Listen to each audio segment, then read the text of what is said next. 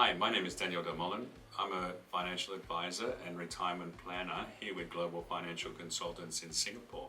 Today's topic is, what are the risks in the currency markets that could affect you as an expat overseas? Today's video we're going to go through some of the risks that might happen or come from the currency exchange markets while you're overseas in an expat, maybe some ideas that you can work around it. What are the main reasons that currency markets move? There are many factors. A few of them I'm going to list here. Domestic interest rates versus overseas interest rates. Inflation, trade balances, and global events. What would be a typical example of how a currency fluctuation or movement could affect you as an expat? Number one would be that if you had your income in Singapore dollars, as we do here, or in US dollars, but you have a mortgage and a property back home, and that mortgage and property would be in a foreign currency. Where would there be some currency risk?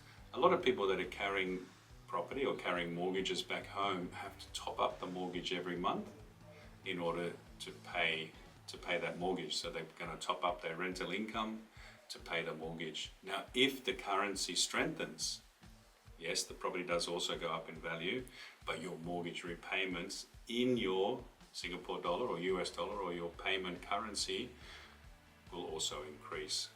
Number two reason, if you have kids studying overseas. So you might be here in Singapore or in Vietnam earning Singapore dollars or US dollars, and you have children in the US, or you have children in the UK, or you have children in Europe studying.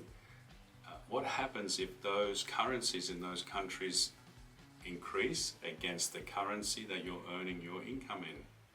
These are two ways that expats might find it difficult, in ways that currency markets will affect their lifestyles. Another point, looking further into the future, what about if you, like in many cases, have your pension in your home currency or your retirement savings in your home currency? But what would happen in one day if you decided not to return home to retire? So you could have your retirement savings in pounds or Australian dollars, but then you go live in somewhere else, in Japan, South America. How would that affect? The effect would be that in some cases, the currency in the country you're going to retire in could strengthen or increase in value against the value of your retirement savings. So this will affect you it could affect you in quite a substantial way, depending on how far the currencies do move in opposite directions. What about if you were 5 years into retirement and in the country that you live is different to the country where you have your pension or your retirement savings? What happens if the country in which you live, prices and currency increase? So then your retirement sum would be less.